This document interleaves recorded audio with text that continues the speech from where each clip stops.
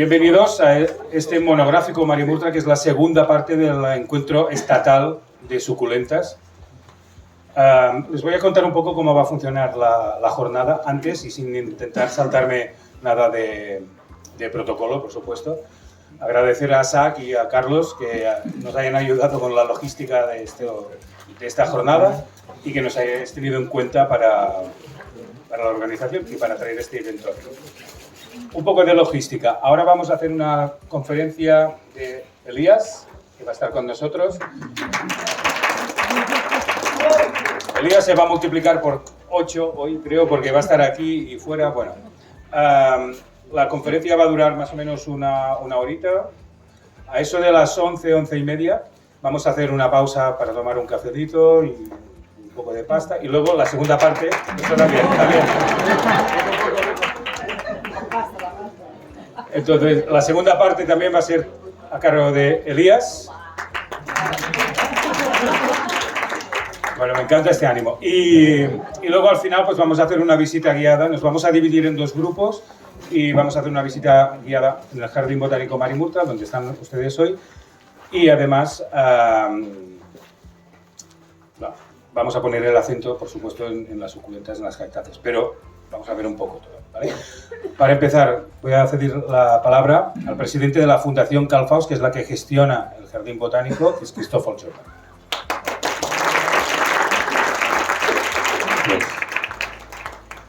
Bon dia, benvinguts, bienvenidos a Marimurtra, que además de un jardín es una república epicúrea de naturalistas y biólogos. ¿Por qué digo esto? Porque estamos aquí por culpa de un alemán que este año se ha cumplido 71 años de su muerte, Carl Faust. Es poco conocido fuera de nuestro ámbito, pero a él quiso invertir una fortuna que amasó como comerciante de temas industriales en lo que era el sueño de su vida, las plantas. En eso ya tenéis un punto en común con él, la gran afición a las plantas. Pero luego también quería que su jardín fuera un lugar de acogida para amantes de la naturaleza, biólogos, profesionales, aficionados, botánicos, y lo consiguió bastante. Venía gente de toda Europa, especialmente, pero de todo el mundo, y aquí podían hacer una cosa que era muy complicado en Centro Europa en aquella época, por no decir imposible, o con unos costos asociados tremendos, que era estudiar las plantas suculentas y los cactus. Entonces, aquí él conoció y uno de los principales amantes de Marimurtra era Fritsch, el mayor especialista en plantas, en cactáceas y suculentas que hubo en Europa la primera mitad del siglo pasado.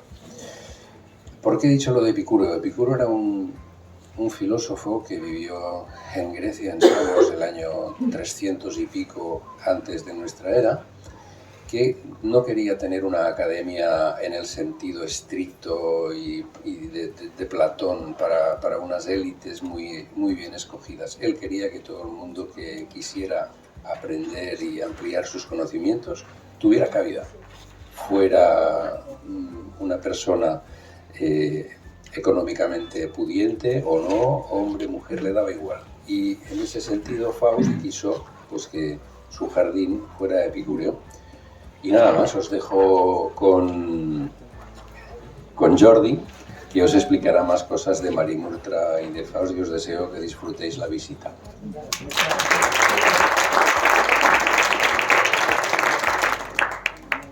Bueno, buenos días. Estamos muy contentos de teneros todos aquí. Hoy para Marimurtra es un gran día porque en Marimurtra se hacen muchos eventos. Pero cuando se hacen eventos de plantas, pues el jardín sonríe, ¿no? Porque es una de las razones por las cuales estamos aquí. Cristòfol ha hablado de Faust. Quizá hablar un poco de... Claro, como todos sabéis, es muy difícil hacer un proyecto de un jardín. Algunos recordáis a Antonio Díaz, el proyecto que hizo en Bonastra, miembro de la SAC. Actualmente no sé cómo está el jardín, creo que ya no está, pero es muy difícil hacer un proyecto de un jardín. Entonces, que ahora estemos a punto de cumplir 100 años, pues quiere decir muchas cosas, ¿no? Este trayecto ha sido súper largo. Se ha juntado mucha gente con Faust y después de Faust, pero quizá hablar de gente pues, que ha dejado empremta, diría en català, no sé com es diu en castellà, però huella. Por hablar de Foneker, Pius Foneker, botánico aquí muy importante, autor de libros como Dioscórides, Diccionario de Botánica, Iniciació a la Botànica, etcétera, etcétera. Cuatro Casas, botánico que se tuvo que exiliar a Sudamérica y estuvo haciendo todos los estudios de flora de Sudamérica. Hablar de Brown Blanquet. Brown Blanquet es un botánico que vino trajo a través de Foneker, es el introductor de la fitosociología aquí en España.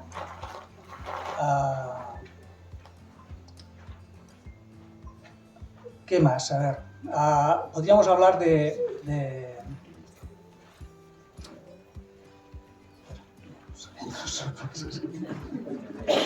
a ver,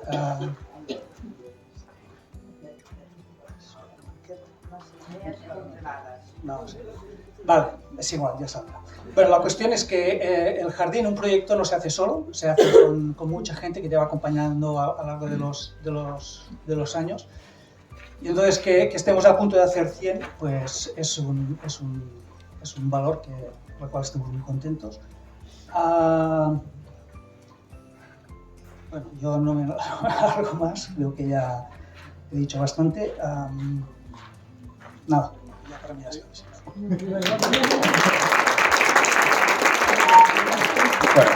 Bueno, es breve. Entonces, os dejo ya con la parte de la presentación de Elías.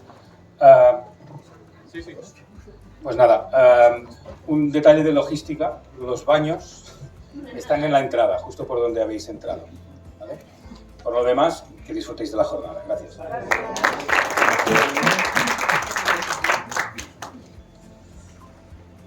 Bueno, buenos días. Sí. Bueno, antes que nada, agradecer a todas las personas que pertenecen aquí al jardín, que nos prestan su espacio, que colaboran con nosotros. También a todo el grupo de ASAC, sobre todo al presidente Carlos Solé, que ha estado detrás de bambalinas, organizando meses para que todo esto salga bien. Así que, y si no, no digan nada. Pero bueno, lo importante es compartir el espíritu, el amor por las plantas, y bueno, a eso hemos venido aquí. Yo soy Elías Usinger, argentino. Estoy aquí en Barcelona hace 3 años y medio, hace 2 años empezando los primeros pasos en el viverismo aquí en Cataluña, esta tierra que bien me ha recibido.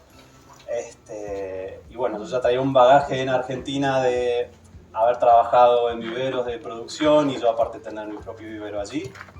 Y bueno, principalmente siempre me he dedicado a lo que es el cultivo de plantas suculentas no cactáceas. Así que bueno, que de esto es un poco de lo que vamos a hablar.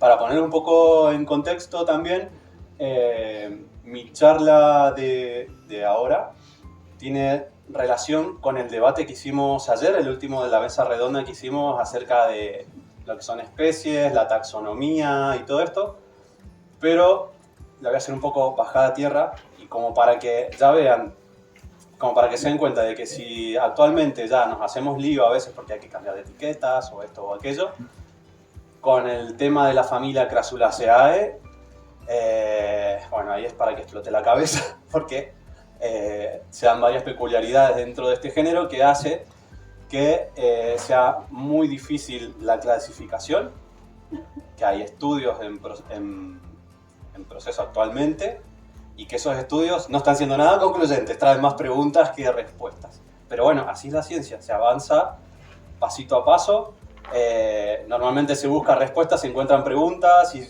bueno, se va así avanzando y bueno, así es como avanzamos también como sociedad, en base de errores, de siempre preguntarnos, de la curiosidad y tal. Bueno, primero, para hablar de híbridos tenemos que hablar de qué es una especie. Entonces, bueno, una definición muy básica, gracias, una definición muy básica es decir que una especie es la unidad básica de la taxonomía y es a partir de la cual se organiza todos los cladogramas. Vamos a decir, son como las hojitas del árbol de la vida. Cada especie representaría lo que sería una hoja dentro del árbol de la vida.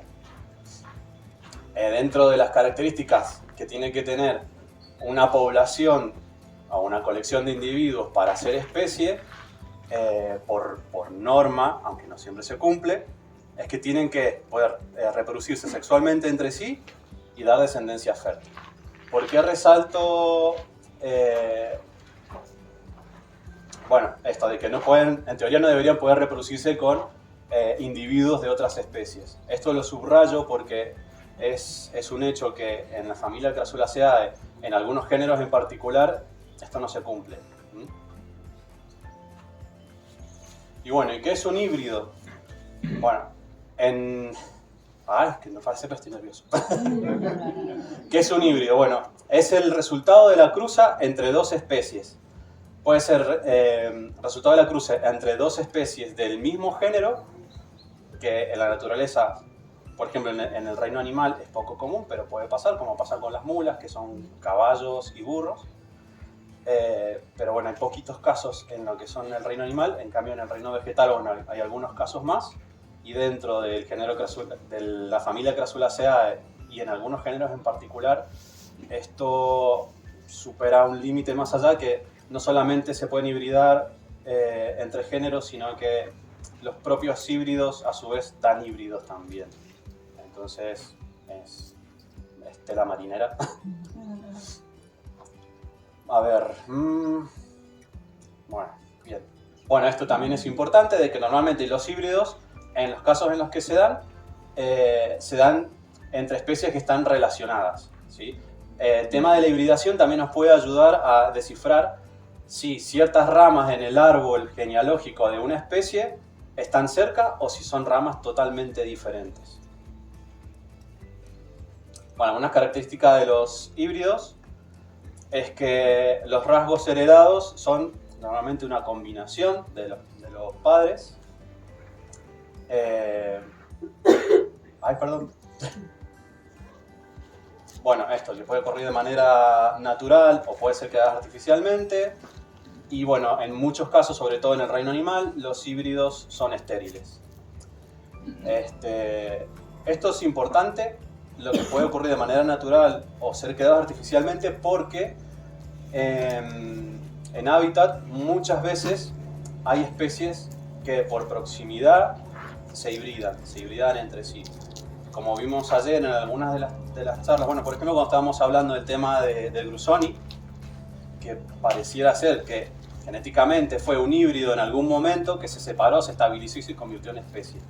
¿Sí? Esto puede llegar a pasar. Esos serían híbridos naturales. Dentro de lo que es el hábitat, por ejemplo, de Echeverias, hay muchas que se hibridan también naturalmente. Entonces hay una especie de convivencia justo donde están las franjas, donde vive una población y donde vive otra, justo en áreas de solapamiento, suele ocurrir la hibridación natural. Igual normalmente las especies, para que no exista la hibridación, porque sería una especie de error, vamos a decir, tienen ciertas barreras biológicas. En el caso de estas plantas, esas barreras biológicas muchas veces no está presente porque geográficamente existe la barrera.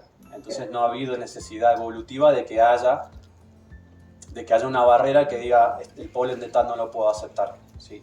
Sino que como son zonas muy escarpadas, a veces acantilados, montañas muy altas, hace que aunque estén próximas geográficamente, pero a tener barreras naturales, no pueden cruzarse ni polinizadores, ni el polen puede viajar de una región a otra. Que eso es algo que sí pasa en nuestras colecciones. Nosotros por ahí tenemos todo junto, vienen avispas, abejas, mariposas, polillas nocturnas, y pueden hibridar nuestras plantas, que en la naturaleza no podría ser, y aquí, o sea, en nuestros cultivos o en nuestra colección sí puede pasar. Bueno, esto es alguna de las características, como ya había dicho. Los híbridos normalmente, los resultados tienen características de ambos padres, tanto el de la que hace de madre como la que hace de padre.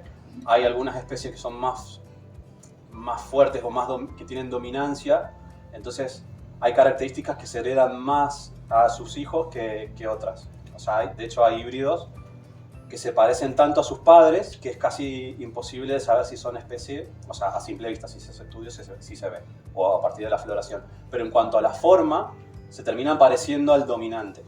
Por ejemplo, en el caso de Echeverias, una Echeveria que es muy dominante en cuanto a su genética, es todo el grupo de las Echeverias agavoides, que normalmente son muy compactas, robustas, tienen muy buena tolerancia al sol, buena tolerancia al frío. Entonces todos esos genes que tienen que la hacen tan fuerte, también se traduce a nivel de su descendencia. Toda su descendencia también es muy fuerte y tiene muy presente las características de las agavoides. Espera. ¿Verdad? Me digo a mí mismo. Entonces, bueno, características únicas se dan a veces cuando hay plantas que no se parecen ni a sus padres ni a su madre. O sea que surge un individuo totalmente nuevo. La fertilidad es variable. ¿A qué nos referimos con esto? Que a veces hay híbridos que sí, se cruzan dos especies y la descendencia sí no es fértil. Pero también de la fertilidad variable, bueno, y acá tendría que haber dicho también algo de variabilidad morfológica, es que muchas veces cuando cruzamos dos echeverias, sembramos 1000 semillas, aunque tengan el mismo padre y la misma madre, van a salir 1000 plantas diferentes, porque ya hay especies que naturalmente tienen una variabilidad morfológica muy grande, que eso, si encima lo combinamos con la carga genética de otra planta que también tiene variabilidad muy grande, bueno, tenemos ahí un montón de clones, o sea, de individuos únicos. La adaptabilidad, esas son cosas también que se heredan. Por ejemplo, como había dicho, en el caso de agavoides, que es una planta muy fuerte para ser de madre o de padre, normalmente hereda a sus hijos esta robustez que le permite adaptarse a frío, a sol, a calor. Pero hay otros padres que si se usan, pueden de hecho ser, o sea, algunos hijos pueden de hecho ser más débiles que sus padres, pueden ser más delicados, menos resistente al sol, menos resistente a las heladas. También hay más probabilidad de que ocurran fallos, entonces por ahí pueden aparecer variegaciones que hacen que las plantas sean más, que tengan menos fortaleza ante el sol, ante el calor, que al no poder producir todo el alimento que necesitan para mantener toda esa masa vegetal que de por sí tienen, suelen tener como defensas más bajas ante las adversidades del entorno, ya sea meteorológicas, hablamos de temperatura, de humedad, como de plagas, son mucho más sensibles muchas veces. Pero bueno, a veces también se busca, dentro de esta variabilidad, encontrar plantas únicas, plantas especiales. Entonces, bueno, a nivel de cultivo profesional muchas veces se va haciendo una selección de híbridos o de cultivares, de clones, que salgan con alguna característica especial que a nosotros nos interesa. Que de ahí a que después lo compremos y se nos muera, es otra cosa. Como por ahí pasa, no sé si conocen, hay una Echeveria conocida de moda ahora que se llama Beyoncé, que es una híbrida que, bueno, tiene un valor elevado, que es una planta mutante y que de por sí, aparte de la mutación, tiene una variegación. Entonces tiene como dos factores que ya hacen que la planta en sí sea menos fuerte, vamos a decir, y que, bueno, quienes la tuvimos o quienes se nos está por morir, sabemos que es delicada y a pesar de que le damos todos los cuidados, a veces no prospera. Y bueno, estabilidad genética. Esto es algo que normalmente no se consigue con la hibridación, salvo que se haga selección de selección, como es el caso, por ejemplo, de la Echeveria Romeo o Romeo Rubín, que es una selección de selección, que cuando se siembra, también de 1000 semillas, más o menos el 80-85% sale de la forma del cultivar que nosotros queremos, que es que sea una planta roja, robusta y tal, pero otras salen verdes, otras salen con otro tono más claro. Entonces, otra vez se vuelve a seleccionar las más rojas de ese lote de plantas, se las vuelve a cruzar entre sí para poder obtener cada vez plantas más rojas. El tema es que a veces, haciendo esa selección, dentro de los genes que empezamos a repetir, porque en realidad lo que estamos haciendo es un descarte de genes que no nos interesa que se expresen, por ejemplo, asociado quizás al color rojo, también viene asociada una debilidad en raíces, en este caso en particular de la romero. Entonces tenemos plantas que se ven súper guapas, súper chulas, que cuando llega el momento del invierno están muy bien, pero cuando ya empezamos a pasar de 28 grados empiezan a tener problemas de raíces. Y ese es un problema genético hereditario. Ese es un problema que tiene esta planta en cultivo.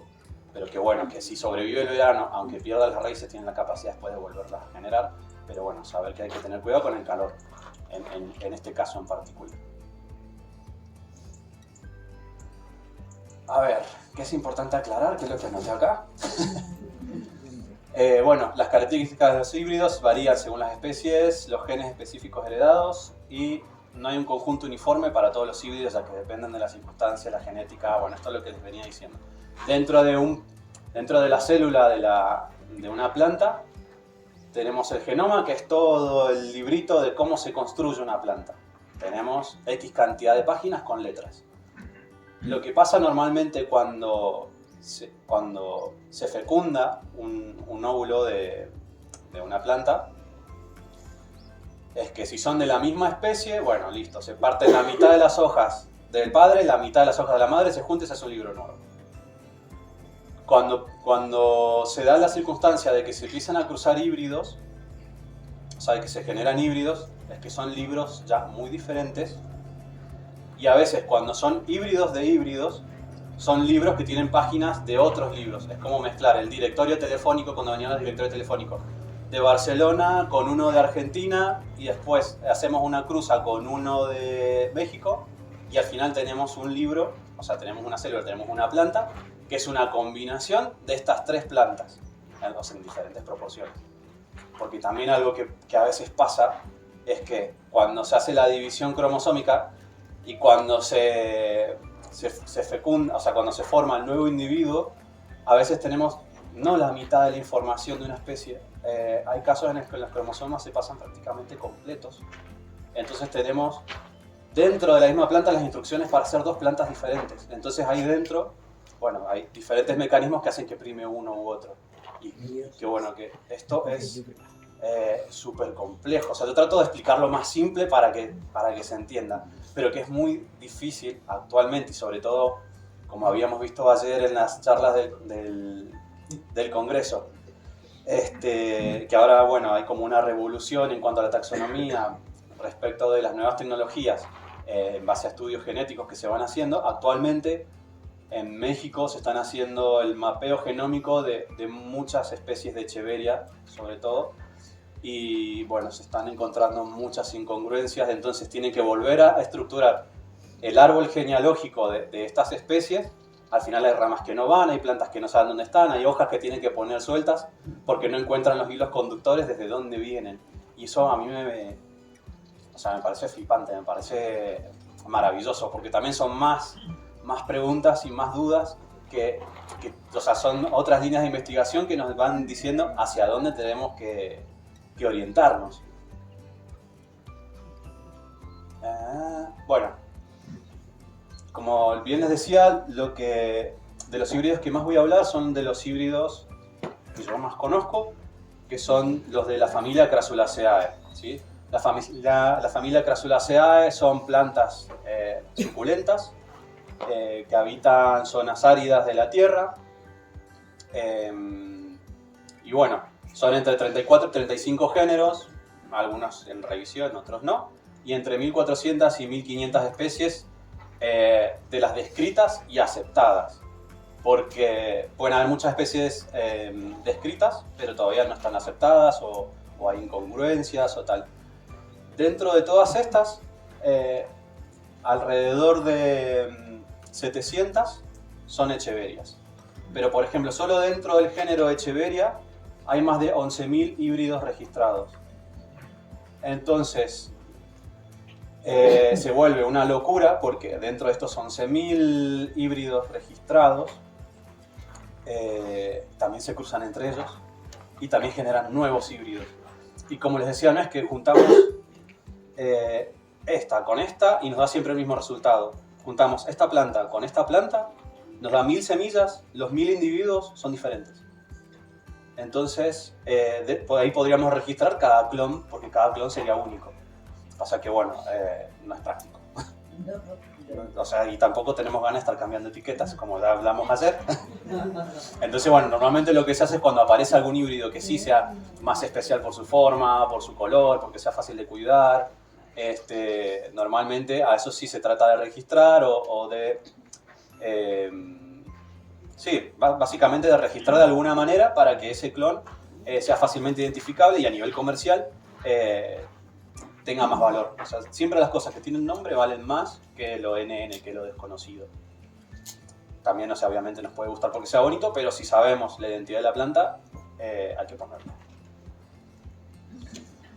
Bien, vamos a ver un poco lo que es la distribución geográfica de la familia Crassulaceae. Como pueden ver, normalmente está en zonas áridas o semiáridas, o donde esta adaptación que tienen a tener reservas de agua le ayudan a sobrevivir. Porque, por ejemplo, en zonas de Eurasia, vamos a decir, zona de Pirineos, montañas, zonas de inviernos muy duros, ahí Echeverias no hay, pero sí hay Sempervivum, sí hay Sedum, que son plantas que aguantan largos periodos con condiciones muy rudas para otras plantas, y estas plantas tienen la capacidad de adaptarse y poder vivir en estos entornos.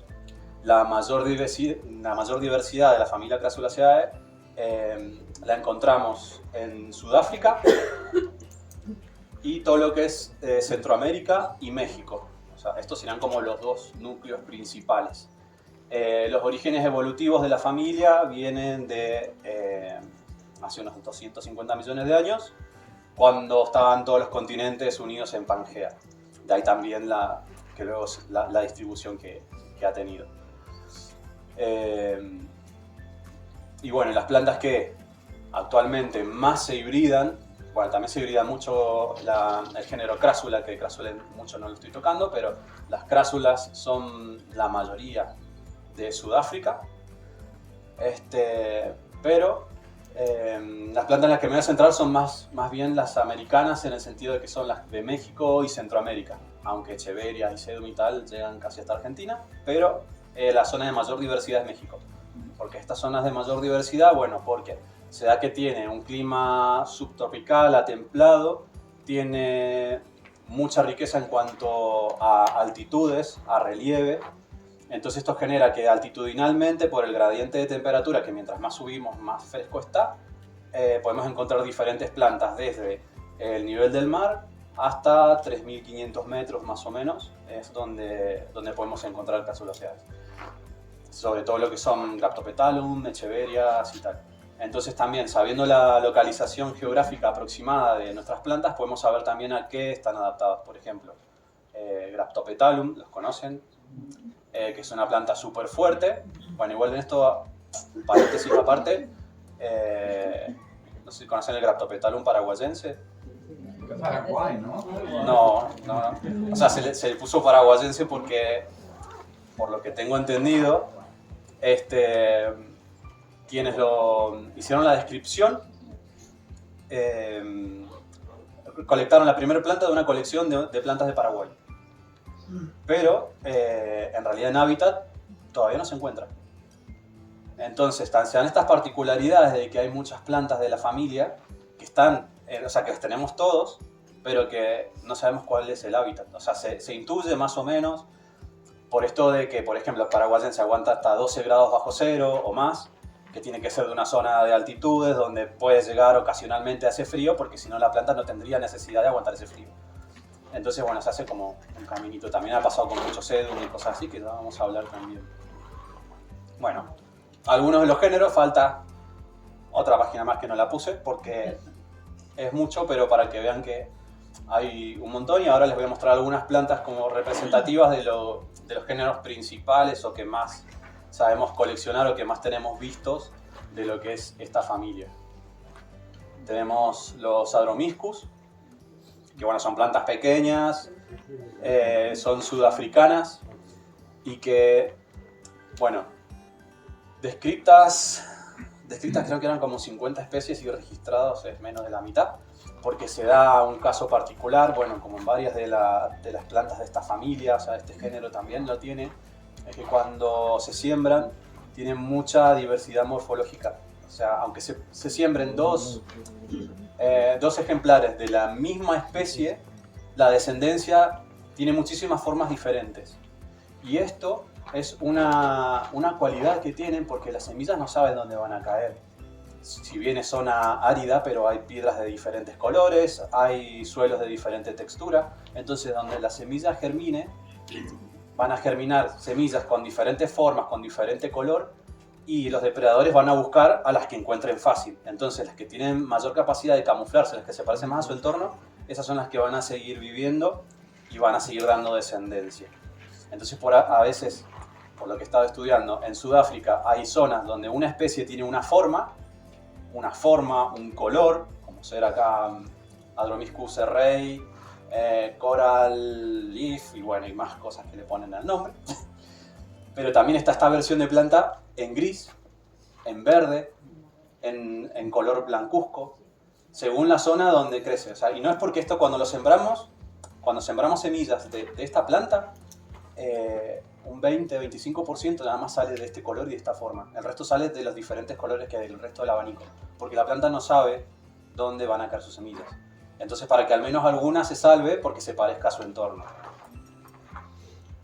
Bueno, Aeonium son plantas que, bueno, la gente que vive aquí en Cataluña, o la gente de Valencia, la zona que vive en la cuenca mediterránea, somos beneficiados porque las podemos cultivar bastante bien. O sea, yo que vengo de Argentina, Mendoza, que es una zona súper árida con extrema continentalidad, inviernos muy fríos, veranos muy calientes, la planta sufría. Había 2 meses en primavera que estaba bien, 2 meses en invierno. El resto estaba siempre que se estaba por morir.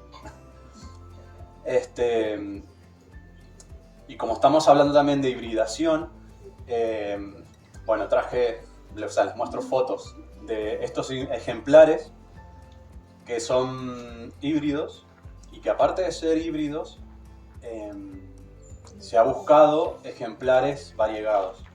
Entonces son plantas que, aparte de ser híbridos, como habíamos dicho, en esto de mezclar código de diferentes especies puede acarrear también mutaciones inesperadas. Dentro de estas mutaciones inesperadas podemos encontrar casos de variegación. Entonces, bueno, ¿cuál es? Por ejemplo, Aeonium medusa, Chanel y Superban. Estos cultivares fueron desarrollados, por lo que tengo entendido, o sea, no he encontrado una fuente fehaciente que me diga es así, pero hasta donde he podido averiguar, entre 2015 y 2017 fueron cultivados en Holanda y bueno, ahora la producción se hace en China. Bueno, el género Crassula, donde podemos encontrar que las hojas tienen una disposición geométrica muy particular. Estas son principalmente sudafricanas. Y bueno, Echeveria, la tengo. Crassula capitela, una de las tantas, porque esta es una de las... Crassula capitela, hay más de 50 variaciones en cultivo. Entonces tenemos la misma especie con un montón de formas y colores diferentes, pero sigue siendo la misma especie, porque genéticamente es la misma. Tenemos la Crassula ovata, que normalmente es como muy conocida. Lo único que esta es una variedad, es un clon que tiene cierta variegación y que reacciona de cierta manera a la incidencia del sol y del frío, que hace que tenga una coloración particular más marcada que la Crassula ovata común y corriente de toda la vida, que es verde siempre. Y bueno, esta es Crassula templo de Buda, que bueno, es un híbrido, pero que bueno, que a veces los híbridos son muy lindos. Bueno, tenemos el género Echeveria, que también son principalmente mexicanas, o sea, México es donde está la mayor diversidad, pero bueno, las encontramos desde el sur de Estados Unidos hasta el norte de Argentina, donde hay 2 especies. Así que bien, hay una Argentina y mentira. Pero la Argentina es muy complicada porque hace caudex. O sea, hace un tallo muy suculento. En la época de sequía pierde la hoja y queda una roseta, ¿cómo se llama? Como enanizada en la punta del tallo y abajo se va engrosando. Entonces ahí guarda reserva para el periodo de sequía, que la sequía son 2 meses, después llueven casi 3.000 milímetros al año. O sea, le gusta el agua, pero le gusta tanto que no aguanta 2 meses sin agua, entonces genera este tallo suculento. Que de hecho no me he dado cuenta de poner una foto, pero es una curiosidad biológica y se ha descrito hace muy poquito.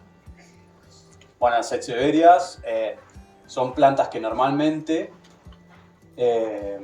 por ejemplo, las que son así de hoja más bien grande, crecen en la base de bosques que no dan una sombra muy densa, sino que son bosques con plantas, árboles tipo acacia o encinas, pero encinas que son que no son de sombra densa, de sombra oscura, ¿sí? Sino que están todo el tiempo como si estuviesen bajo media sombra, como si tuviesen una malla de sombra. Esa es la calidad de luz que recibe la mayoría de echeverias. Aparte también cuando crecen en el campo, crecen entre hierba, entonces también se genera como un microclima de humedad. Si bien aguantan mucho la sequía,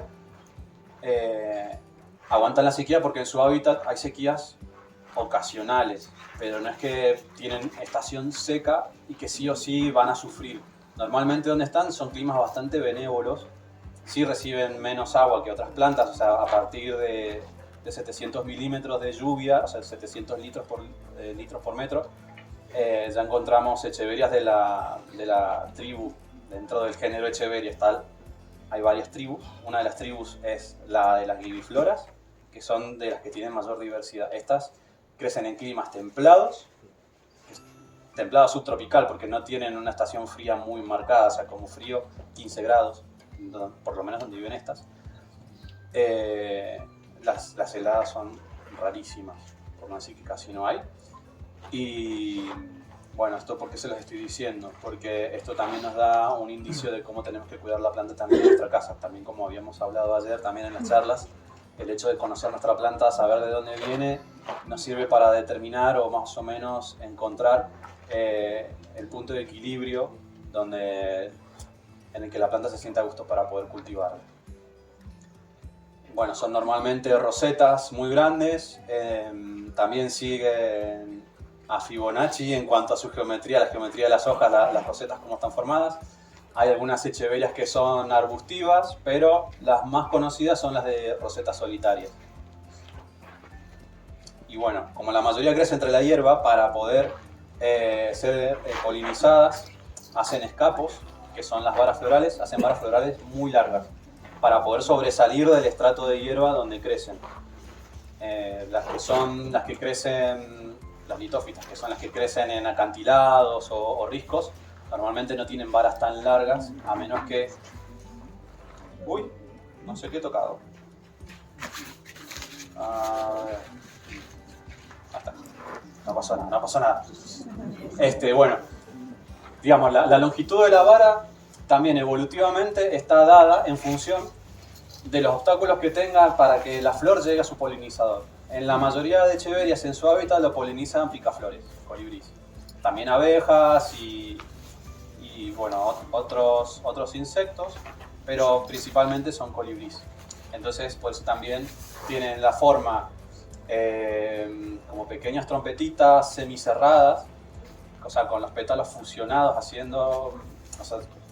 haciéndole más cómodo para los colibríes, para cuando meten su piquito, sí o sí se froten contra los estambres y queden contaminados con el polen.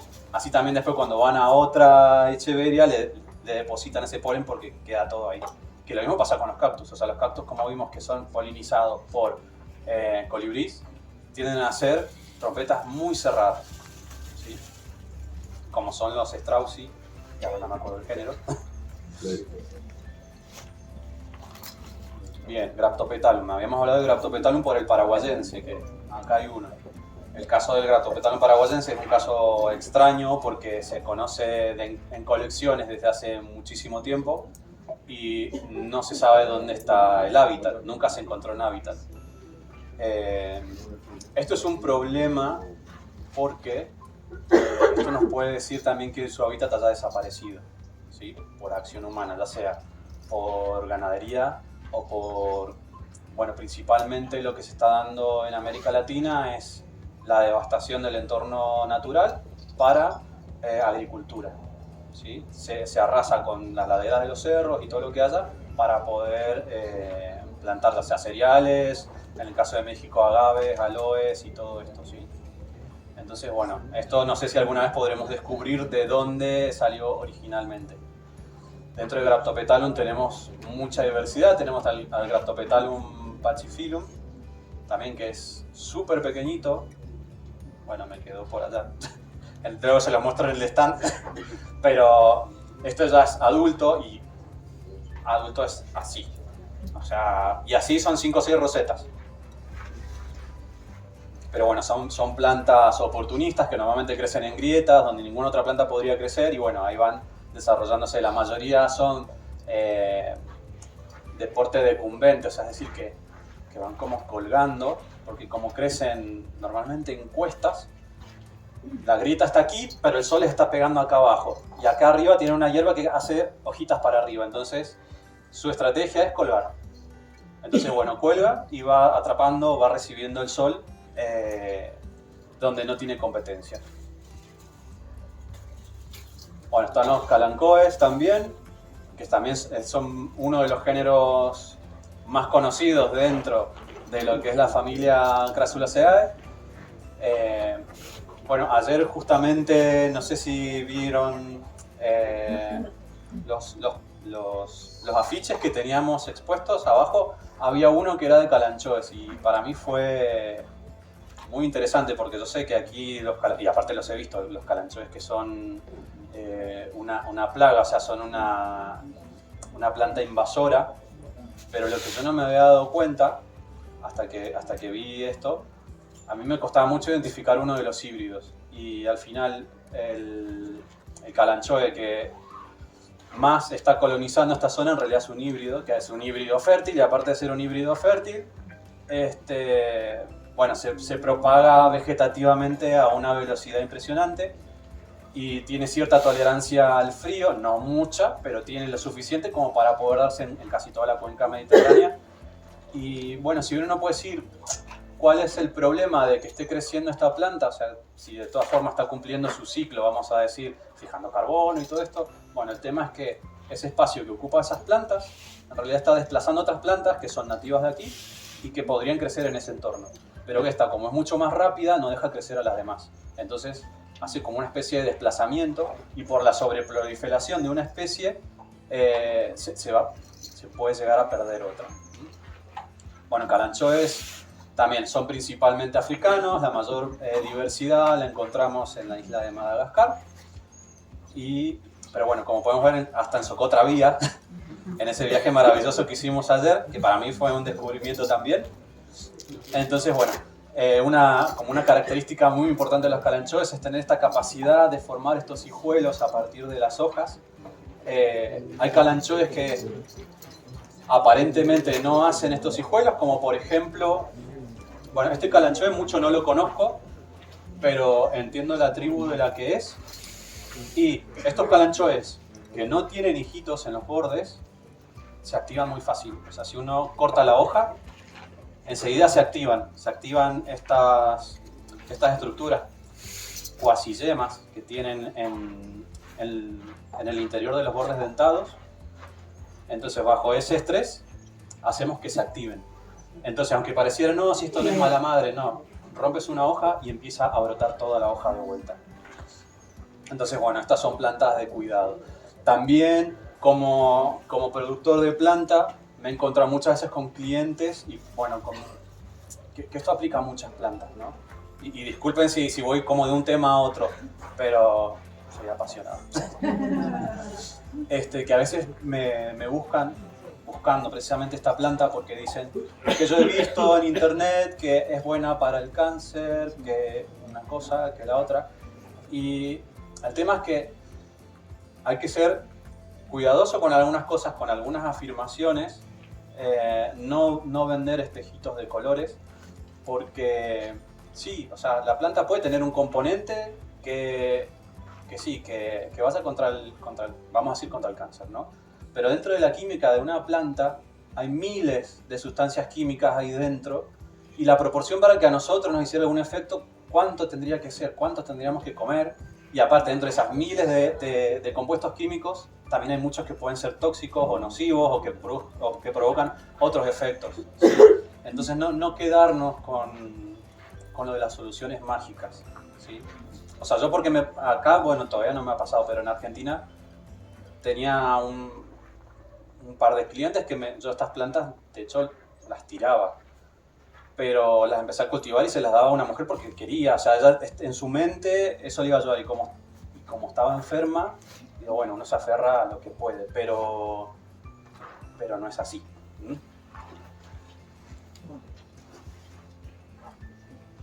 Bueno, Pachyphytum.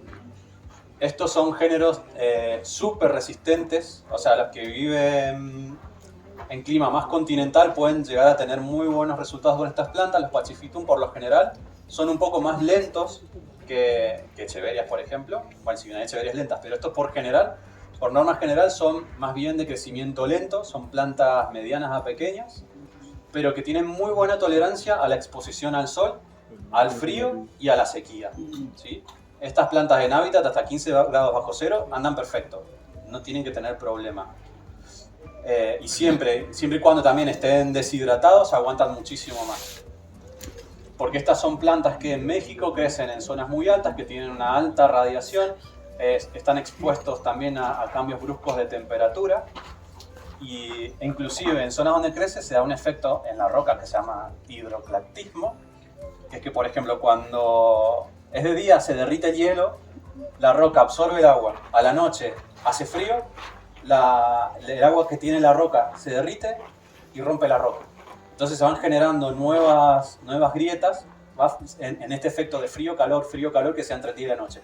E inclusive en esas condiciones los Pachyphytum son capaces de hacer raíces ahí en condiciones no se puede decir que es suelo porque no está la estructura formada, pero en estas condiciones de un sustrato hiper mega mineral y que se congela y la planta aguanta. Los Pachyphytum son muy usados para hacer híbridos y normalmente heredan esas características de resistencia a sus híbridos. Bueno, Sedum.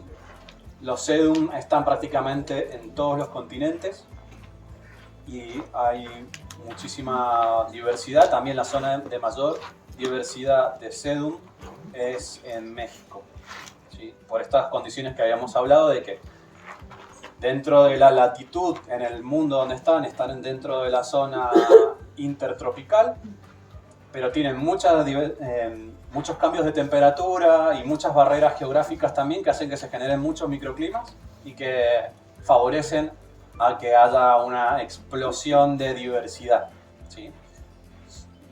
Bueno, este es uno de los que aquí en Barcelona he visto de los más comunes, que cuelgan y todo esto. De hecho, yo cuando vine de Argentina para aquí, y lo que hacía era caminar por la calle y mirar para arriba, los balcones. Entonces digo, a ver, ¿qué planta se da? Según qué planta se da, yo ya sé el clima que hay en el lugar, ¿sí? Lo mismo me pasó con el vivero. Vi una Euphorbia ingens enorme y digo, fantástico, no hace tanto frío. Entonces, bueno, por ahí las plantas nos ayudan también a darnos cuenta de diferentes cosas. Esta es una foto de aquí, de Cabrera de Mar, de una riera seca. Bueno, las otras no, pero digo, tenemos Sedum también que son nativos. Y bueno, en una zona de Argentina, en una provincia que se llama Córdoba, hay Sedum europeos que se han asilvestrado allá también por condiciones de tolerancia y de climas similares. Bueno, este Sedum también es conocido, que es el que le dicen nariz de borracho, que es Sedum rubrotictum, pero es una variedad que es variegado. Entonces, tiene menos pigmento verde y al ser más variegado refleja más otras sustancias químicas que hacen que se vea más rosado. Y después tenemos el Sedum Adolphi, que también es bastante común y también es muy resistente, aguanta muchísimo el frío y el sol y no tiene grandes requerimientos nutricionales. O sea, es como una planta muy buena para tenerla, que te dé color y olvidarte. Y florece espectacular. Bueno, Una cosa. sí. Hay sedums que crecen en tejados viejos, abandonados, Sí. de tejas. Claro, son sedum que encima esos sedum que yo no los conocía aquí, esos sedum que me dicen que aquí crecen en los tejados, parece que fueran anuales, porque crecen en un momento mientras está la temperatura que a ellos les gusta y después en pleno verano desaparecen. Entonces, la verdad que no me he puesto a estudiarlo, pero a mí me da la sensación de que son anuales, porque después pasa en pleno verano y no se ve nada, o sea, está el musgo seco. Y bueno, a lo que iba a decir es que el sedum burrito también lo traigo a colación, porque también hay otro sedum que se tenía en cultivo hace un montón de años y se descubrió se descubrió su hábitat en el 2004, siendo que es una planta que se cultiva hace más de 100 años. Y se encontró dentro de un campo muy grande en México. Bueno, en este campo, que era como una masía, había justo una quebrada, y dentro de esa quebrada, en el lado de la montaña que le da la sombra, en el lado de Umbría, ahí apareció una población de estas plantas. Y es un largo de 500 metros por 100. O sea, ahí está toda la población del mundo, la única población del mundo que se conoce de esta planta en hábitat. Así que vean que a veces qué endemismos tan particulares, o sea, que en tan poquito espacio están todos los ejemplares conocidos de esa planta. Que algo parecido pasó con el Graptopetalium superboom, uno que hace una roseta rosada muy guapa. También se tuvo en cultivo, se empezó a cultivar profesionalmente en la década del 20 en California. Le pusieron Superboom como nombre comercial porque se pensaba que era un híbrido. Hasta que también en el 90 y tantos se descubrió en México la única población también que se conoce en hábitat. Entonces por eso también es como lo que decía del Graptopetalium paraguayense, que es como una carrera contrarreloj, o sea, entre, digamos, los botánicos o la gente apasionada, porque también hay gente que va y que no necesariamente es botánica, porque va y hace excursiones botánicas que le interesan las plantas del lugar.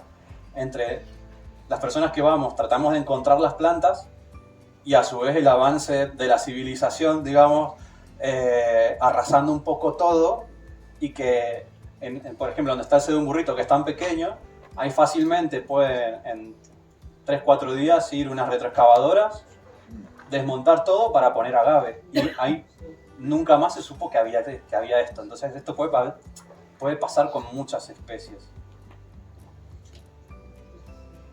Bueno, Sempervivum, estos son de las suculentas más conocidas de las zonas alpinas o pirineos, zonas de alta montaña. Tienen muchísima resistencia al frío, a la humedad, y bueno, tienen anticongelante en las hojas. Y a su vez también tienen tiene una piel muy especial que le permite estar expuesta a altos niveles de radiación ultravioleta, porque normalmente crecen en altura, como saben, el aire es más liviano, o sea, hay menos partículas de aire porque hay menos presión. Entonces el rayo ultravioleta, cuando entra, no se encuentra con muchas partículas de agua para reaccionar y pega más de lleno, ¿sí? Siempre hay más radiación a altura que a nivel del mar, y siempre más si es seco a que si es húmedo. Bueno, este es un cultivar de Sempervivum tectorum, que justo en una planta salió una con hojas diferentes y se la empezó a cultivar de manera comercial, justamente por la particularidad que tienen sus hojitas, ¿sí? Porque normalmente los Sempervivum son más de hacer hojas planas, rosetas súper compactas, y en primavera, si mal no recuerdo, se reproduce por estolones, ¿sí? Y bueno, también tienen la particularidad de que cuando florecen, normalmente la planta madre muere, pero pero quedan los hijos. Si tenemos esta planta, está por florecer, bueno, sabemos que se va a morir. Y si tiene hijitos, que enraícen rápido. ¿Sí? Ese es como el consejo. Esto he visto mucho por la zona de Vic, y bueno, ahí en Girona también, en la zona de los Pirineos. Disculpen que no sé cómo se llaman las zonas, porque son muchos nombres nuevos para mí, aquí en Cataluña, pero he visto en las rocas, y cuando lo veo digo, eso no es, porque hay cosas que a veces uno solamente ve en los libros, y cuando lo ves en vivo y en directo, es como, wow, acá está. Pero el calor No, el calor fatal. O sea, están muy adaptadas al clima de montaña. De hecho, en el invierno normalmente son más de cerrarse, pero... Sí, el invierno es lo mejor. Sí, porque aguantan, sí, hasta 20 bajo cero seguramente. Bueno, estamos ahora con los híbridos intergéneros. Como vimos, hicimos solamente una recorrida de algunos géneros con algunas fotos de algunas plantas representativas de cada género, o sea, porque son 34 géneros y si no se iba a la charla muy larga, que igual ya no sé cómo estoy con el tiempo, pero seguimos. Bueno, los híbridos intergenéricos son el resultado de la cruza entre dos especies que son de diferentes géneros. Y bueno, como en los híbridos en general, la descendencia comparte características de ambas especies y se da principalmente en el reino vegetal. No conozco prácticamente casos en el reino animal de que hayan animales de diferentes géneros y que se puedan reproducir, que den hijos y que esos hijos sean fértiles. La verdad que si hay, no los conozco. En los hormigueros. ¿Los hormigueros?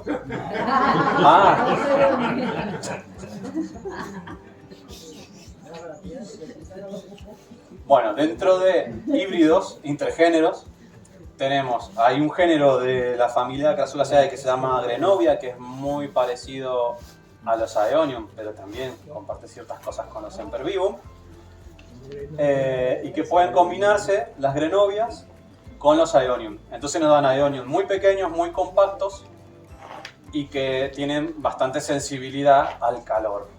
En el calor tratan de hacer como la Grenovia, que las Grenovias son... ahora no sé si no sé según los registros si ya habían juntado Grenovia con Aeonium. Sí. Hace más de 20 años. Sí. Para mí es muy nuevo. Sí. Pero bueno, las Grenovias normalmente son plantas bajas que en su época de descanso, que suele ser en el verano, se cierran, secan las hojas de afuera y la planta se queda recubierta ahí. Entonces los Aeonium normalmente lo que hacen es reducir su roseta cuando están en el periodo de reposo.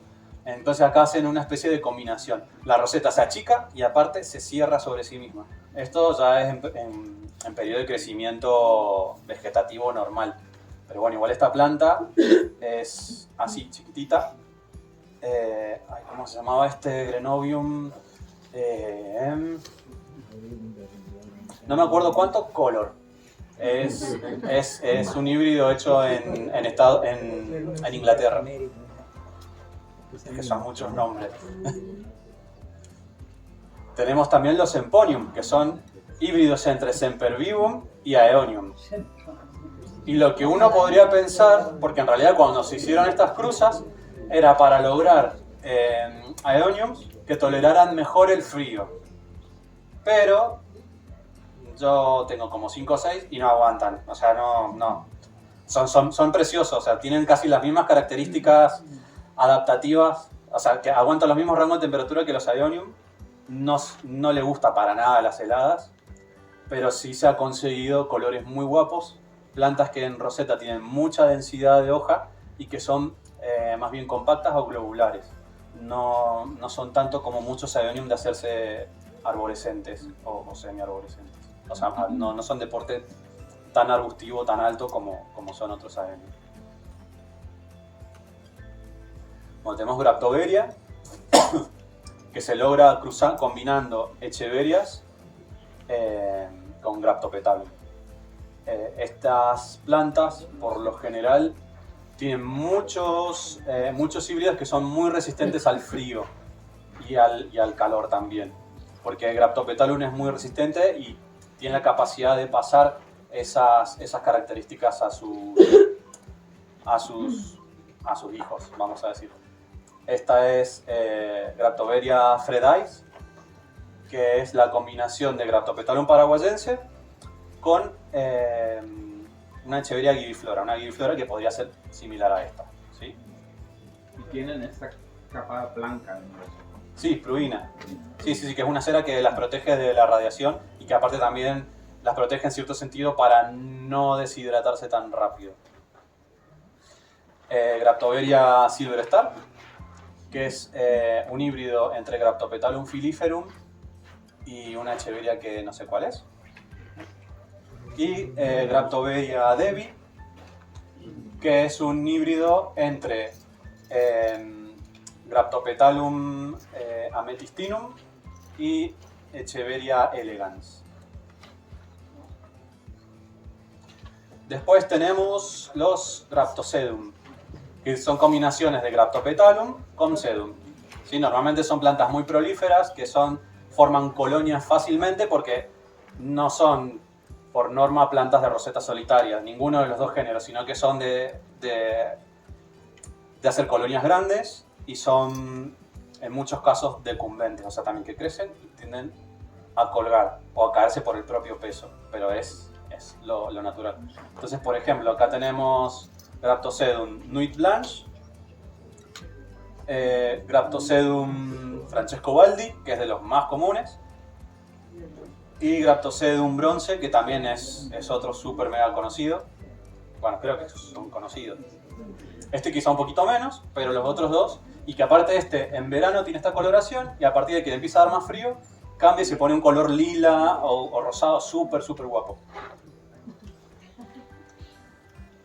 Esta es una cosa rara, vamos a decir, porque es una combinación de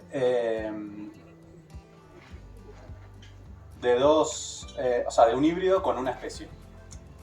Esta es Graptofira, es un híbrido entre Graptophytum mora, que ya es un híbrido intergenérico, con una Echeveria que en este momento no recuerdo el nombre, con una gibiflora. Entonces da como resultado una planta que dentro de su genoma tiene información de 3 géneros diferentes. Entonces esto normalmente es curioso porque nos ayuda a ver también qué genes son más dominantes. Normalmente siempre que hay Pachyphytum en el medio, su dominancia está dada por el grosor de sus hojas, o sea, por ser hojas con mucha suculencia y su resistencia al frío. Pero en este caso, como Gibiflora no es tan resistente al frío, esta planta no aguanta hasta heladas de -3, menos ya no. Cuando el mora, que es Graptophytum Graptopetalum con Pachyphytum, que los dos aguantan mucho frío, esta planta, o sea, este cruce, sí aguanta hasta 15 bajo cero, pero al meterle Echeveria, encima una Echeveria que no tolera muy bien el frío, su tolerancia baja bastante.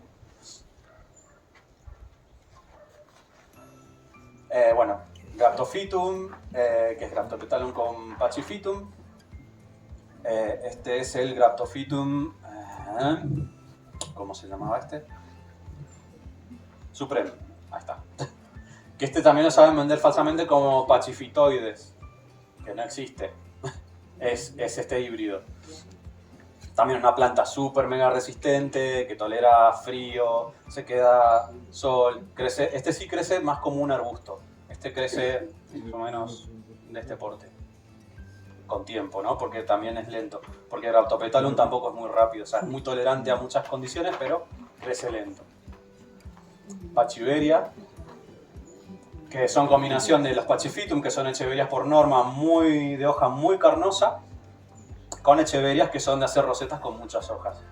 Entonces, bueno, para mí son de mis combinaciones favoritas porque se da el tema de combinación de color, plantas que son muy tolerantes a muchas condiciones ambientales y que aparte son lindas y son muy fáciles de cuidar. La verdad que están muy bien. Pachysedum también.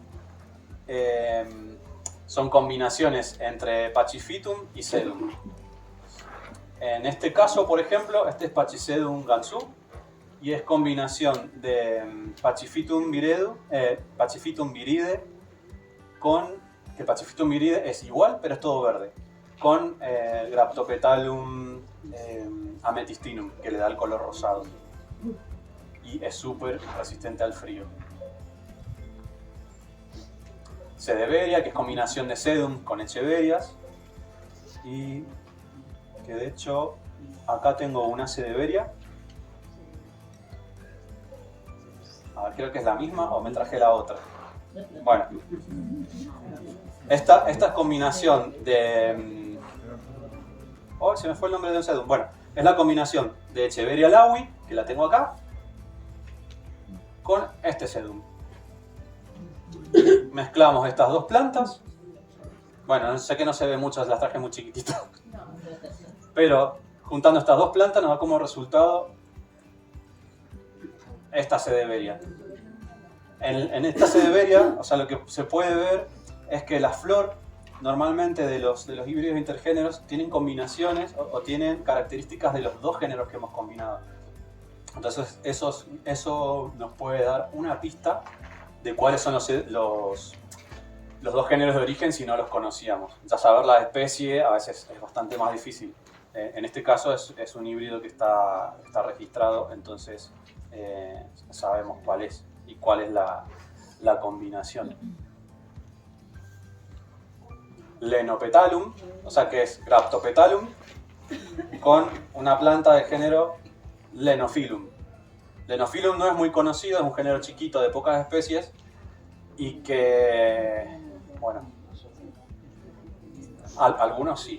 Hay el Lenophyllum, creo que es Texanum, es como una mala hierba pero suculenta.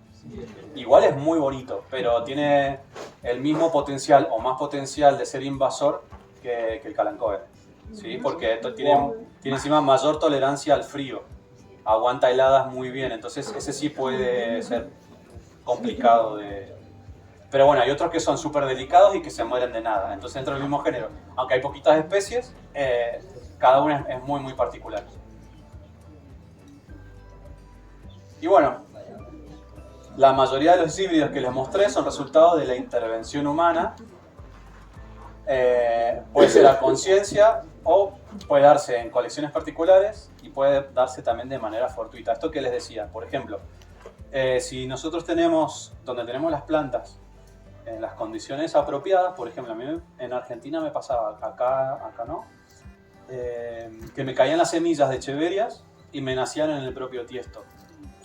Entonces, siempre era imposible saber más, o sea, la madre más o menos sabía porque el fruto no cae muy lejos del árbol, vamos a decir, y a veces ya por la forma no se da cuenta cuál era la madre, pero cuál era el padre, porque todos los días entraban colibríes, o sea, todo el día entraban picaflores, entonces era casi imposible saber, y aparte, si encima tenemos en cuenta que la especie de Echeveria gliviflora tiene una variabilidad impresionante. A veces no sabemos si son híbridos o si son clones. ¿Sí? Es súper difícil. O sea, habría que hacer estudios genómicos por cada planta para ver si eso no es. Elías, Sí. ¿tú haces cruces a conciencia? Aquí no he hecho, en Argentina sí. Sí. ¿Harás? Sí, voy a hacer. Bueno, pasó un poquito más rápido, ya estamos llegando al final casi.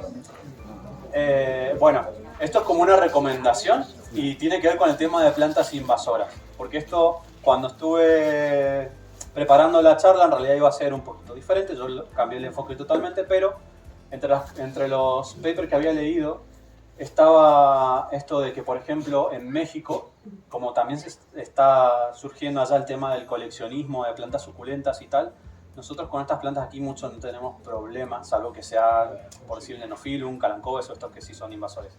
Pero el problema que estamos teniendo, o sea, que estamos teniendo como humanidad, digo, ¿no? Es que en México, donde hay muchísimas plantas que son endémicas de ciertas zonas, por decir, aquí tenemos una población de Echeveria X. Entonces nosotros en nuestra colección traemos Echeveria Y, y los polinizadores vienen de aquí, van a las echeverias naturales, vienen a las nuestras y empiezan a contaminar genéticamente las otras. Entonces empiezan a darse muchas veces híbridos naturales que empiezan a competir con la especie nativa del lugar. Entonces, bueno, en México esto todavía no es un problema grave, pero potencialmente es peligroso porque es muy difícil de controlar. Y bueno, estos son Echeveria laui en hábitat. También la población de estas plantas, creo que habían algo de 140 plantas solamente en hábitat que vivían en una población y solamente ahí. Lo bueno es que en el pueblo, se acerca, hay un pueblo rural que se ha como reconvertido, ahora están haciendo turismo botánico, entonces se dieron cuenta de que las plantas traen dinero, no arrancándolas, sino dejándolas en hábitat. Hay proyectos para replantar plantas en hábitat. Entonces ahora la comunidad vive del turismo alrededor de la gente del mundo, que es coleccionista de suculentas, que va al pueblo para conocer la única población que queda de esta planta en la naturaleza. Así que bueno, hemos llegado, bueno, no me quedó la diapositiva al final, pero hemos llegado al final. Sé que he hecho medio como una ensalada de temas, pero bueno, espero que les haya sido útil y bueno, no sé si alguno tiene alguna pregunta, alguna consulta o lo que fuera.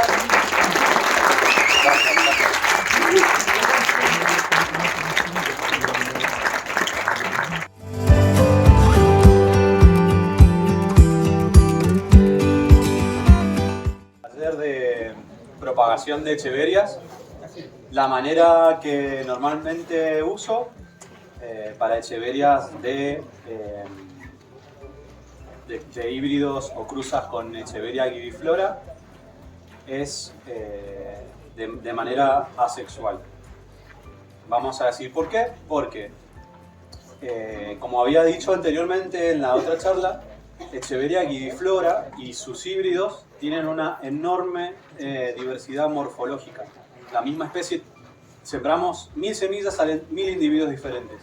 Entonces, para mantener las características de uno de esos individuos, que llamamos así el clon, o cultivar, pero en este caso serían clones, es reproducirlas de manera asexual, porque si de estas plantas hacemos semillas, van a salir combinaciones, no va a salir la misma planta, así sean semillas de la misma planta.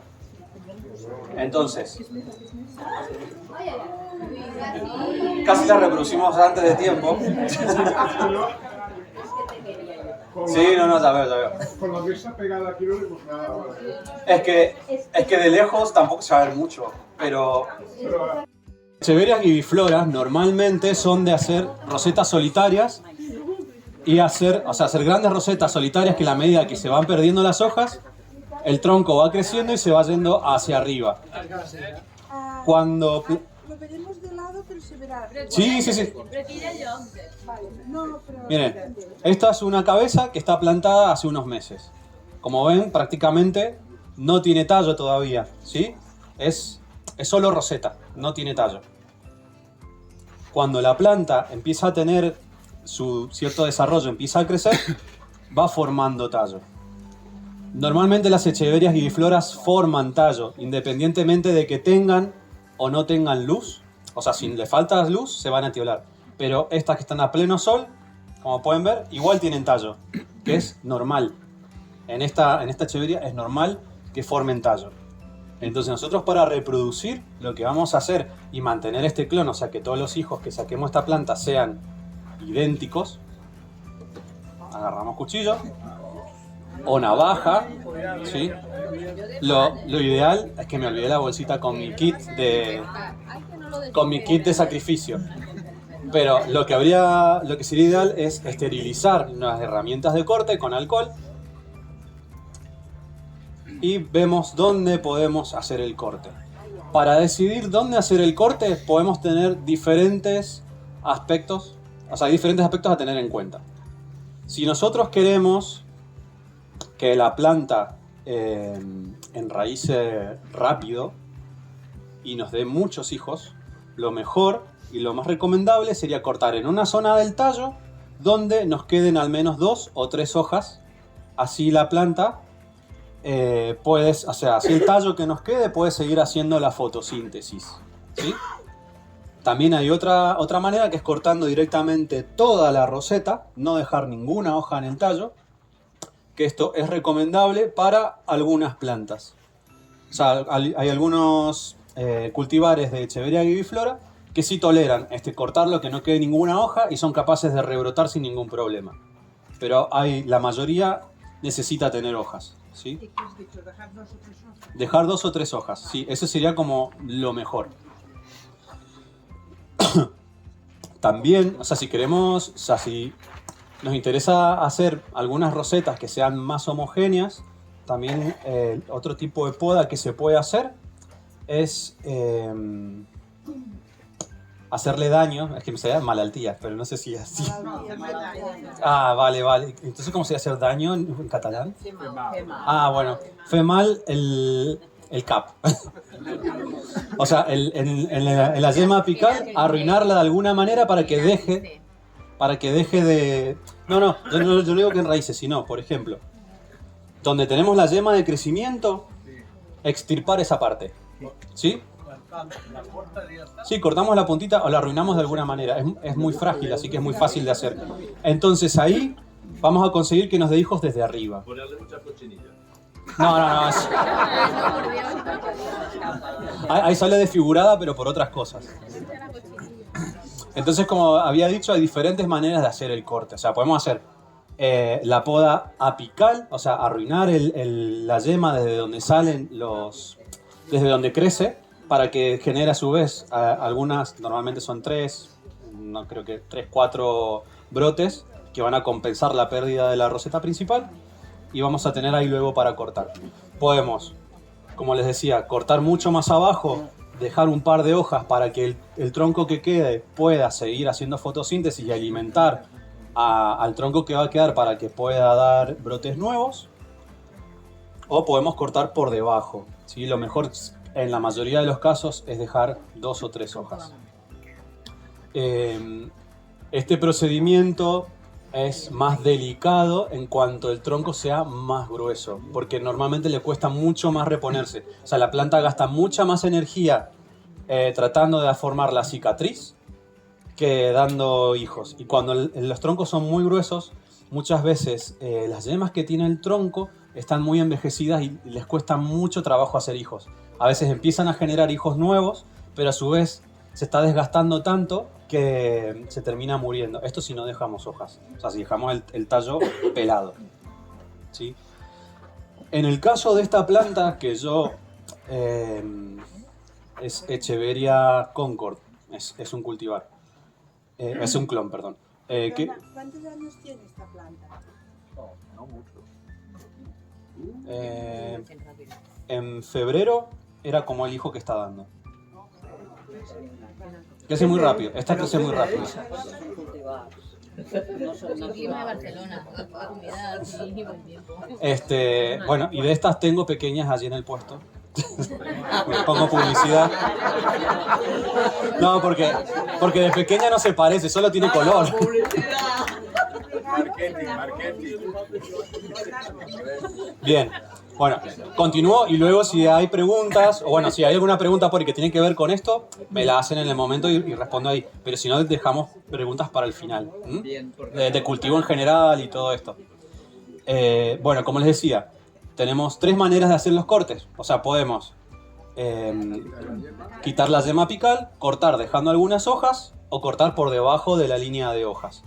Esta planta yo ya la conozco, este cultivar es muy fuerte y tiene la capacidad de reponerse muy bien después de el trauma de perder la cabeza. O sea, puede seguir creciendo. Sí.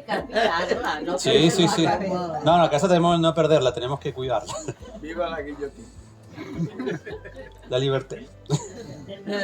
Entonces, sí, porque así le damos libertad a los hijos a que crezcan más o a que crezcan, ¿sí? Bueno, en mi caso no estoy de acuerdo. Que me den No. para que mis hijos... Hay que preguntarle a tus hijos. Vale, entonces, normalmente, o sea, siempre se recomienda y casa de herrero, cuchillo de palo, como decimos en Argentina. Yo creo que aquí también hay un dicho similar. Vale, bien. Ah, perfecto. Elemento cortante bien afilado. Lo ideal es desinfectar con alcohol y proceder a hacer el corte. ¿Dónde haríamos el corte? A ver, yo lo haría por acá. ¿Sí? Sin dejar hojas. En el caso de esta, sin dejar hojas, ¿por qué? Porque yo esta ya la conozco. Entonces yo sé que no le afecta en nada tener o no tener hojas. ¿Sí? Pero si uno no conoce la planta que tiene, lo mejor es hacer el corte más arriba. Más arriba del todo, ¿por qué? ¿Qué? Porque no se muere. Porque si la planta pierde el tronco entero y no tiene hojas que hagan la fotosíntesis, no alcanza con la fotosíntesis que hace el propio tronco para reponerse. Elías, una pregunta. ¿Por qué lo vas a cortar con un cuchillo dentado y no con un Porque eso ahora se ataca Porque es lo que hay y vamos a hacer que funcione. Pero en definitiva también va según cada uno. O sea, como esto también por dentro, el haz vascular tiene mucha fibra, por ahí quizás con un cuchillo de dientes se corte más fácil la fibra que si fuera una navaja con una línea de corte lisa. Igual me la estoy inventando, igual no, pero bueno. Vale, corta ya. Vamos a cortar. A ver, respiren hondo, crucemos los dedos. A ver. Vigila, no te cortes. Me decapitaba la mano, a ver. A ver, que te vas a... Mira, a ver, vamos a hacer una cosa. Ahí, más alto. Bueno, vamos a cortar la cabeza. A ver si me han de salir hijos por aquí. Bien. Ahí. A ver, vamos a levantarle un poquito la falda. Ah, listo. ¿Sí? Y el corte ahí. ¿Quieres hacer foto, video? Bien. A ver, bien. Agarramos con cuidado y empezamos a cortar, ¿se ve? Así sí. Bien. Vamos cortando. No importa que vaya sesgado. ¿Eh? Pobrecilla. Ah, está. ¿Eh? ¿Sí o no? Ven, o sea, sin miedo, no pasa nada. A lo sumo se muere la planta. ¿Qué hacemos con esto? Lo ponemos en algún lugar donde se mantenga aireado, por ejemplo. Yo en el invernal lo pongo sobre palés. Entonces, entre tabla y tabla, que le dé aire a la cicatriz. Porque si lo ponemos sobre algo que sea demasiado liso, corremos el riesgo de que después siga supurando savia, se mantenga húmedo y le agarre algún hongo. Entonces lo mejor es que siempre esté ventilado. ¿Y si la pones al revés, cabeza para abajo? No me gusta. Bueno, va según criterio. Yo lo dejo así. Pasa que si va mucho abajo después empieza a perder color porque le falta luz. Pero bueno, es dejarla en un lugar donde se mantenga ventilado, que no le dé el sol directo. O sea, sí puede ser muchísima luz, pero no sol directo porque se va a deshidratar muy rápido.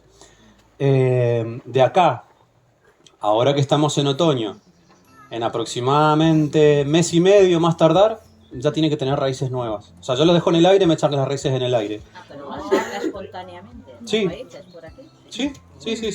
Y hasta que no eche raíces no la vuelves. O sea, podría plantarla. O sea, pero plantar después de una semana, de que esté bien cicatrizado, de que veamos que está bien sequito. Pasa que por ahí es lindo las primeras veces dejar al aire. Entonces uno va viendo cómo se empieza a hinchar, cómo empiezan a salir las raíces nuevas, que son color burdeo muy fuertes, muy lindas. ¿Y eso en qué época es mejor hacerlo? Ahora. Ahora. O sea, siempre mejor entre estaciones. Cuando no haga demasiado frío ni demasiado calor. Porque es cuando estas plantas están más activas. Pero de aquí a un mes hará frío.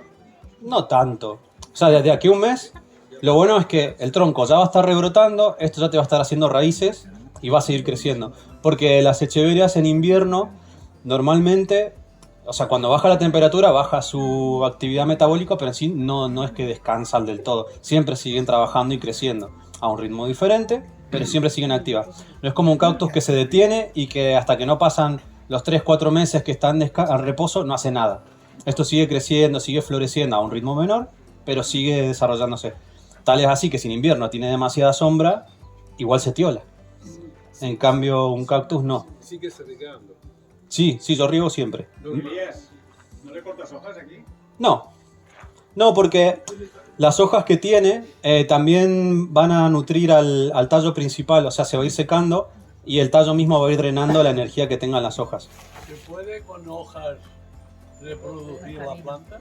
Las echeverias, por norma, no es siempre, pero la mayoría de echeverias que son de hoja muy grande pueden enraizar, pero rara vez van a generar una roseta. Y uno puede tener una hoja plantada, enraizada, que viva 2 o 3 años, sin problema, pero nunca va a generar una roseta nueva. Es poco probable. Algunas sí lo hacen, pero la enorme mayoría no. Bien, acá les traje un tallo. Este tallo tiene 5 meses. Había quedado igual que este, exactamente igual. No sé si ahí se ve el tronco y el corte. Y rebrotó. Hace 5 meses que lo cortaste, ¿no? Sí. Pero ya están hermosísimas. O sea, ya esto está para sacar y vender. De hecho, sí, afuera las voy a vender. No, pero ven, ahí está. No, para que la vean. ¿Sí? Ven que se ve el tronco cortado y ha rebrotado. ¿Sabes qué me pasó a mí con una? ¿Ven? Está cortado. Uh-huh. Y eso que a esto yo ya le he sacado 5 o 6 hijos. Yo con una la corté y no le dejé hojas y se secó todo. Sí, porque en la mayoría hay que dejarle hojas. En estas no es tan necesario. Otra manera también de reproducirlas, o sea, esto es como más... Pareciera más salvaje, pero lo que uno ya cortó 4 o 5 ya está, le agarra el gusto. Es así. Y entonces la roseta enraiza en el suelo y crece la roseta. Esta sí. Y crece solo ella. Exacto, crece solo ella y empieza el ciclo de vuelta. Empieza a crecer, va perdiendo hojas, va creciendo y vuelve a formar tallo. Y luego otra vez cortar. Exacto. ¿Cuánto tiempo esperan para erradicar los hijos que se forman arriba del tallo? Bueno, yo normalmente, esta es Echeveria Edna, es un cultivar que es muy fuerte, crece muy rápido y yo en realidad ya tienen tamaño para que lo saque. O sea, yo podría sacarlos de mucho más chicos. El tema es que mientras más grandes sacamos los hijos, después más rápido siguen creciendo más. Entonces es como que nos ahorramos tiempo. Porque si saco, por ejemplo, aquí que hay un hijo pequeño, ¿sí? Este hijo pequeño que está acá, si yo lo planto aparte hasta que se me haga de grande como estos, o sea, estos demoraron 4 meses. Si yo saco este hasta que se haga así, me va a demorar 1 o 2 meses más que esto, ¿sí? O sea, es cuestión de tiempo, que uno gana tiempo trasplantando los más grandes.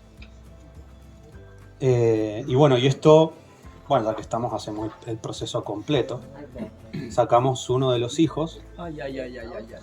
Que bueno, que igual también, acá hay un truquito. Que bueno, yo no lo he cumplido mucho, pero que podría servir. Cuando ya tenemos la planta así, que nos está dando varios hijos, lo que nos conviene hacer es pasarlo a sombra, a la planta. Que se tiole un poco. Que se tiole un poco para que nos forme más tallo. Luego volverla poco a poco a su condición normal, que vuelva a hacerse fuerte y después decapitamos. Porque esta, por ejemplo, ahora no tenemos mucho tallo que cortar porque esta planta está cultivada al sol, entonces es muy compacto los hijos. Pero bueno, que igual podemos cortarlos. Es que va a ser muy sencillo. ¿Ven bien? ¿Sí? Bueno, y lo que podemos hacer también, que parte de esto va de que tenga tallo largo para poder cortar. Esto, por ejemplo, los hijos han salido a ras, pegados al tronco. Pero si pasa como en este caso, que los hijitos, porque esta planta lo bueno es que ya tenía hijos. Ven que los hijitos ya tienen un pequeño tallo, ya tienen un tallito. Lo que podemos hacer que si fuera el caso de esta también lo podríamos hacer, podemos también decapitar los hijos y dejar el tallito de los hijos. Entonces el tallito de los hijos seguiría dando hijos. ¿Se puede dejar una planta? O sea, tener nietos son ¿Cómo? ¿Se puede dejar una planta, por ejemplo, el tallo grande y los tallos de los ojitos? Sí, no es lo ideal. Hay que curarlo. No, no es lo ideal, pero se puede. A ver, por ejemplo, yo ahora voy a cortar esta y le voy a dejar un par de hojitas al bebé. ¿Sí? Está floreciendo, ¿es correcto? Cortarla. No, no está floreciendo. ¿No? O sea, esta no le toca todavía. Ah, vale. Es que veía unas cositas. Ah, es que son verrugas, o sea, porque como es hija. Vale, sí, correcto. Bien. A este, por ejemplo, vamos a cortar dejando un par de hojitas.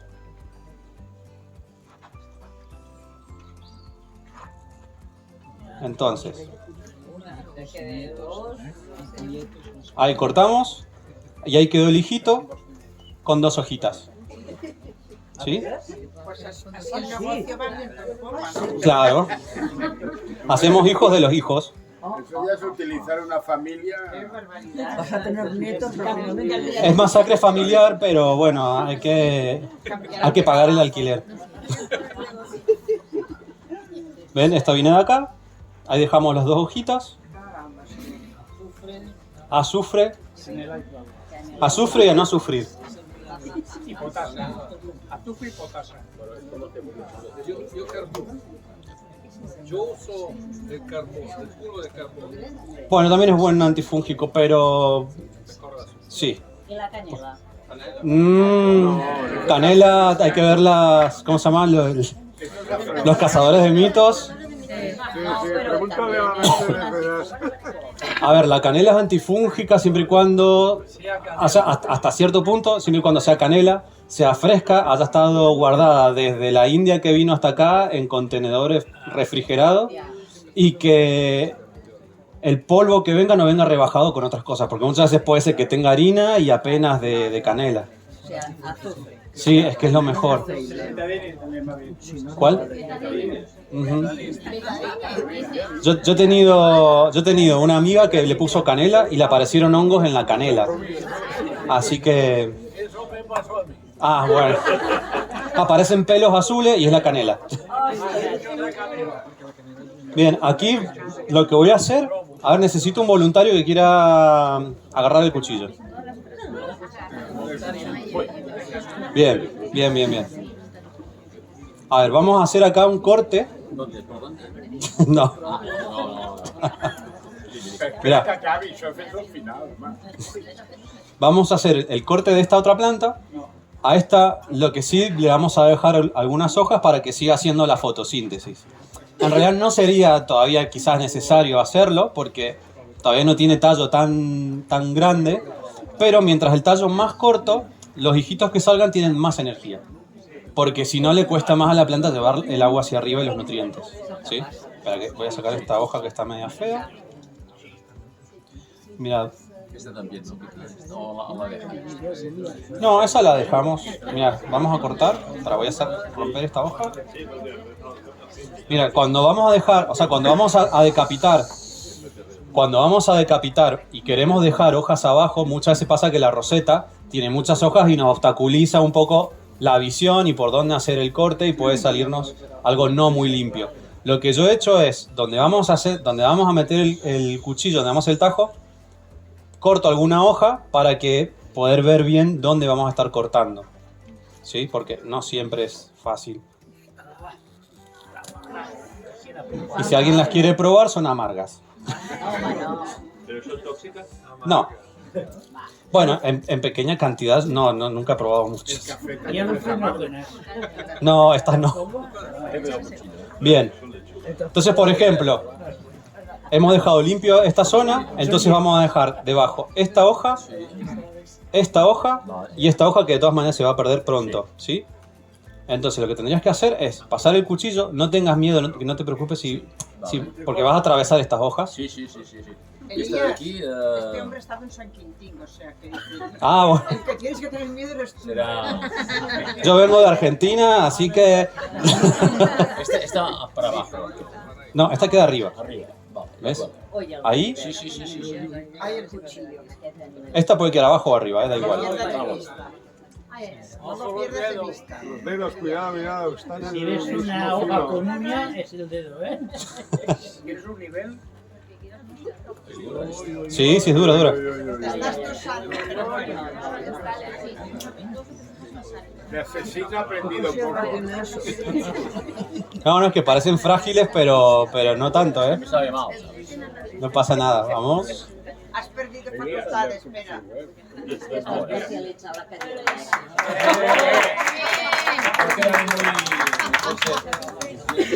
¿Ves? Esto igual que lo anterior. Acá, por ejemplo, que se rompió la hojita, podemos o sacarla o dejarla. Lo mejor sería sacarla y que cicatrice de nuevo, si no esto igual se pierde solo, ¿sí? Ah, está. Bueno, acá, ¿qué pasa con esta planta? Quédate acá. Vení. Ya que tenemos, lo que vamos a hacer va a ser, como acá tiene una vara floral rota y otra varita que le está saliendo, a través de las varitas también podemos hacer plantas nuevas. No en todas, pero en muchas sí funciona y vale la pena intentar. Mira, lo que vamos a hacer, mira. Acá que está esta varita, corta ahí, así separamos la vara, sí. De acuerdo. No. Es más duro de lo que parece, ¿eh? Las fibras. Espera, la cuina no es luteo, ¿eh?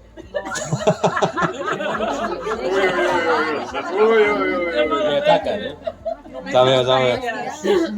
Pero espera, si tú estàs tot el dia allà al teu terreny no et segant arbres, jo no m'ho crec. Por eso está todo el día. Ah. No vendré más, ¿eh? No vendré más. Hola, hacen bullying. Bien. Cortamos ahí. Esto también tendríamos que poner azufre. ¿Y eso cuando lo plantas? Igual que esto, o sea, los 4 o 5 días. Aquí ya planto esto. Esta ya la corto, no te preocupes. Sí. Espera. Sí, cortas esta porque es más de Es que había que ir más rápido. Entonces tenemos otra cabeza para dejar cicatrizando, ¿sí? Y tenemos las varitas. Lo que hacemos con las... Aguántame un segundo. Lo que hacemos con las varitas... Muchísimas gracias.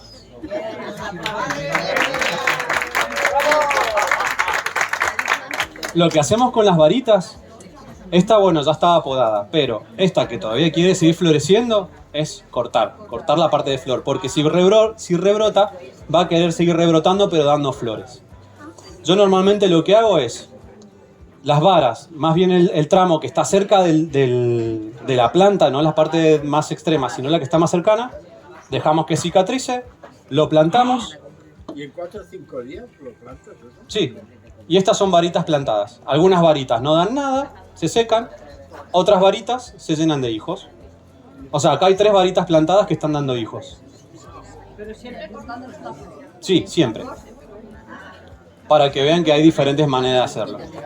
Entonces, bueno, así saben que se puede reproducir de manera asexual la planta a partir de cortar la cabeza, cortar las varas y separar hijos, ¿sí? Bueno, este es el taller, espero que les haya gustado y que se animen a hacerlo.